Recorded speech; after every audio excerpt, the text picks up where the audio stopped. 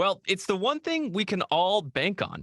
Death, that is. As my English teacher used to say, your train is coming. It's only a question of when. Oh, Despite death being such a sure thing, we often avoid the subject. It's a scary thing, likely the scariest of all, but not for Paul Williams. see, Paul cares for the grounds at the Oak Hill Cemetery in DC and has unique insight into how to get the most out of your experience if you are thinking of visiting one of the city's graveyards. So, Paul, first of all, thanks for doing this. Thanks for being here.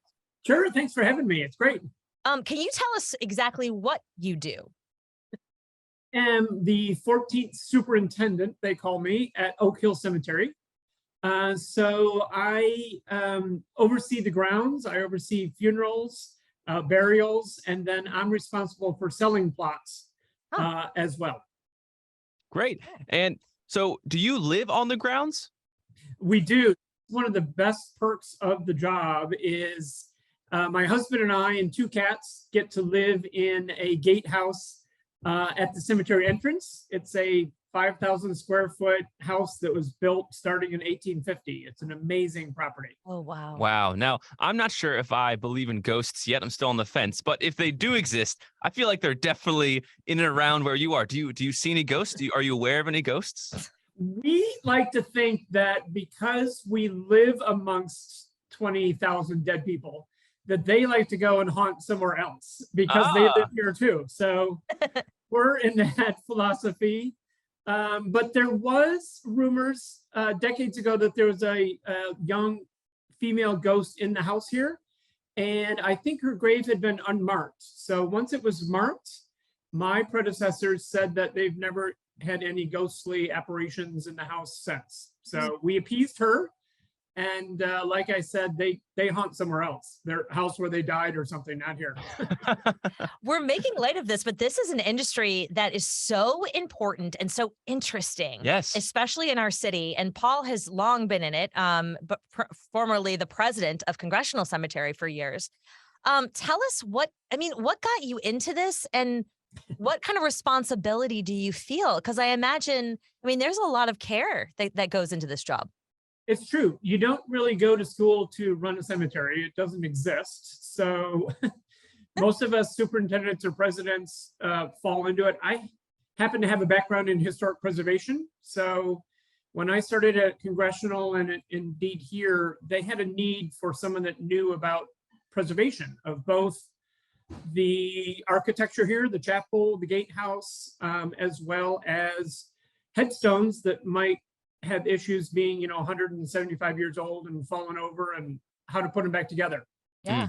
So that's kind of the skills that I brought. And frankly, it's really pretty easy to run a cemetery and bury a person. You dig a hole and you put a casket in it. It's really not rocket science. So that part of the business is pretty easy to learn for anybody. Yeah. But the preservation, though, is where I imagine, there's science to it. Right. You're dealing with materials and old materials at that. Yeah. And a lot of people can very quickly screw that up. If they use a power washer to try to, power wash a marble stone, you're going to take away all of the inscriptions and that stone's going to become dust in 10 years. So cemeterians really need to know what they're doing historic wise. Yeah. Now, Oak Hill Cemetery is self-described as a, quote, out of doors memory bank.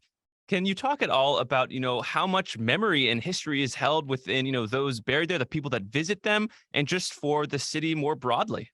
Yeah, it's an interesting site. It only looks to be about 2 blocks long along our street in Georgetown. But in fact, we're 22 acres of rolling landscape back there. So we go all the way down to Rock Creek Park. As I mentioned, we have about 20,000 people buried there.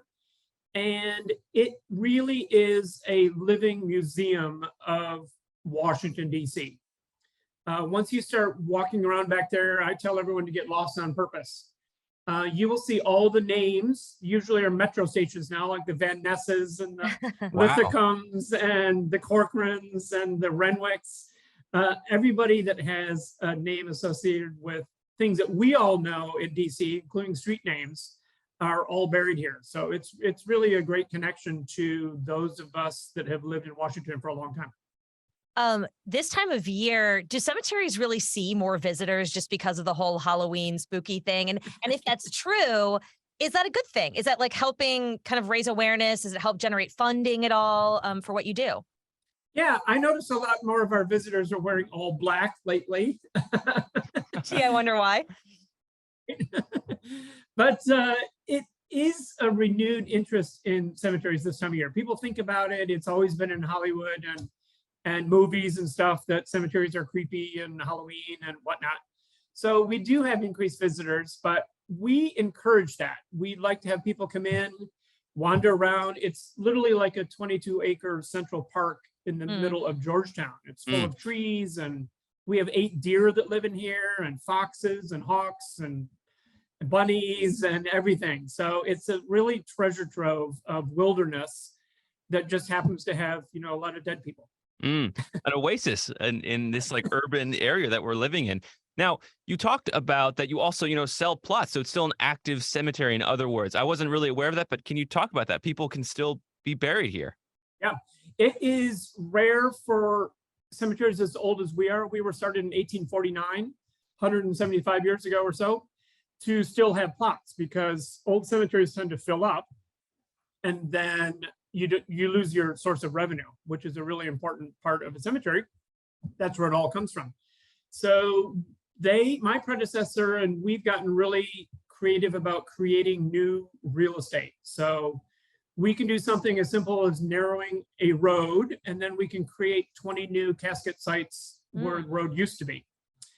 We do the same thing with a lot of our paths. We just eliminate the path, and then we have grassy areas to do caskets or cremation. So we are an active cemetery. We've probably got maybe 200 casket sites right now, and probably more than 600 cremation sites right now. And it's really limitless what we can create within our limited borders. Interesting. You mentioned some of the, I love this, some of the like metro stations and the museums being named after those who are buried there. And I know, I mean, I kind of want to loop in congressional as well, because you have so much experience there. What are some of your favorite stories, or your favorite story, historical story of someone who was buried in our city? Yeah, that's a good point. Congressional is a little more quirky. It has a little more infamous people like J. Edgar Hoover. Right. And it has a gay corner, which we think is the only gay corner in a cemetery in the world, which is really cool. And it turns out we have a little gay stairs here. It's all cremation. So I was introduced to it by a gay man that owns one, and he said all of our friends are all buried there since the 1980s. So we have a little gay corner here too. Oh, interesting. Which is fascinating. And one of my favorite stones here is a cremation site near our chapel, and it's a family. They're buried there, and they have their names and their dates, just like everyone does around the world. But what they also inscribed was, it says, we finally found a place to park in Georgetown. Oh my gosh. Wow, a little humor. Isn't that awesome? In stone. Oh my gosh. I love it. I encourage it, and I love it. I'm trying to think of it. Can you rattle off some names for us? Because I think you've done that. But who do you think are the most famous people who are buried in DC in the cemeteries? Definitely.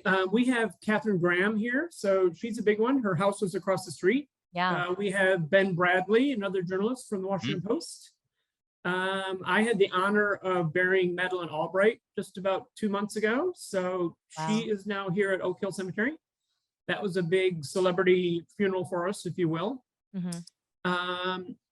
At Congressional, they have Matthew Brady. He was the Civil War photographer that took all of those images that we've all seen. He's buried right here in DC. He had a photography studio right down on Pennsylvania Avenue. And then one of my favorites at Congressional is Mary Hall. And she was a single businesswoman that had a house near the Capitol building. And she left an estate as a single woman worth $1 million in 1882. Wow. And her clients were very prominent congressmen at that time. And she ran a really high-class bordello near the Capitol building. That is wow. I kind of saw where that was going. Right. That's how you make a lot of money. That's right. Yeah, that was a lot of money. That's interesting. And a lot of clients close by. Wow. Well, and it's so striking that, in hearing you describe these cemeteries, your work, and you yourself, it's like it's all so lively, but it all circulates around burial and death. So what is it like kind of being in that, middle ground between those two? What you did there with middle ground. Uh, Luke was a philosophy major, so I was expecting some kind of I'm just life or death question, and sure enough, he delivered. right, you're killing me. We can go on for hours. With I know. I was these, going to say you probably have a lot of those one-liners. It is an interesting. We consider ourselves kind of a service industry. We're not morticians or a funeral home, and we don't do embalming and cremation and stuff like that. So we're the easiest part of a burial or a funeral situation. So we're the end. We, open a hole. We have a service in the chapel, but we still deal with grieving families, grieving individuals. A lot of it, it's one or the other. A lot of people are torn with their grief and suffering, and it's an awful process. On the other hand, when I tour around people that are still alive, planning their own plots or demise, we make it as fun as possible. We joke about it. We pick out sites. We pick out the view. They lay down on the site and look up to see their view. Oh my goodness. Really? Right, it happens. And I tell them it's really important because they get exactly what they want. So if someone were to suddenly die and their children never knew what mother's favorite tree was, well, mom's figured that out and she knows exactly where she wants to go. So I encourage the pre-planning rather than at time of need, we call it in the industry. When there's a death on a Monday and a casket needs to be in the ground on Thursday, and people have to come up with tens of thousands of dollars in days, it just adds to the stress and emotions of the funeral. Wow. Yeah, that's good advice. So, yeah.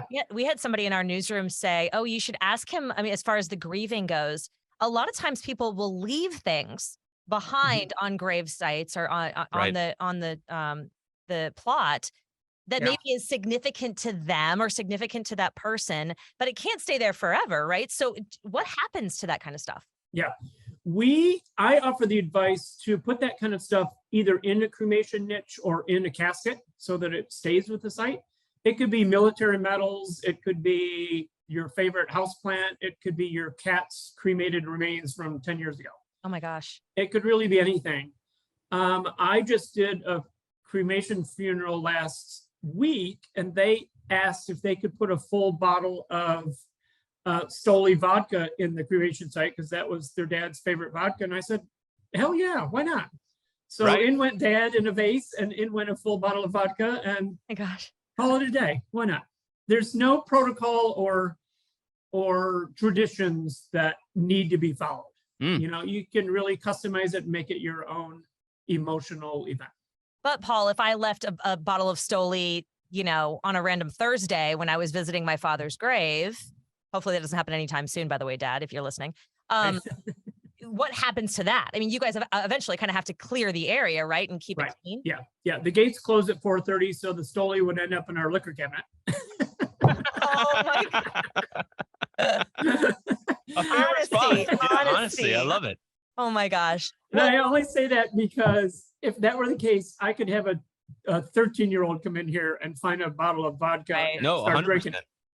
But traditionally what we do is we let whatever items are there as long as can be until they become unsightly. So if it's like a little stuffed animal, 6 weeks from now in rain and snow, it's going to become unsightly. So we kind of move it away from that. Yeah. I'm going to let that chime kind of go. I think the last question I have is we kind of mentioned the holiday and how there's more traffic around Halloween. Are there events going on at your cemetery, at others that people could maybe take part in that maybe not like, spooky necessarily, but maybe from a historical perspective? Sure. We have now over here, we have 2 dog days a year. So you can bring in your dog and you can roam the 22 acres with your dog off leash. So that's fun. Yeah, it's really fun. These city dogs that are cooped up in, small parks or a small backyard can run 22 acres, and they do. It's awesome. So we do that twice a year. And then we have a lot of tour guides that come in with tours. We have a self-guided tour that people can do in our cemetery here. We're happy to tour people around, but I'm most excited to kind of bring Oak Hill up to the 21st century in digitizing the cemetery. So soon you'll be able to come in with your cell phone and type in tours that lead you right to that great site of all the famous people or a relative. Even if a site is unmarked, we'll be able to guide people right to that site. It's almost like perfect for VR, like to kind of go on a tour and like learn the history of someone who's buried there. Yeah, there's a lot of potential. Oh yeah. We have a lot of visitors that come in, as I said, just get lost on purpose, and they'll start Googling names. They'll see a really weird name or an inscription that says, Major General in the Civil War. And they're like, I wonder who he is. And so it's all out there, and it just brings you right back to where that individual is. It's pretty cool. Well, Paul Williams, thank you so much for bringing us into this world of Oak Hill Cemetery. We appreciate it. Sure. I appreciate the interest, and by all means, encourage everyone to come by and stop. It's a beautiful, beautiful site.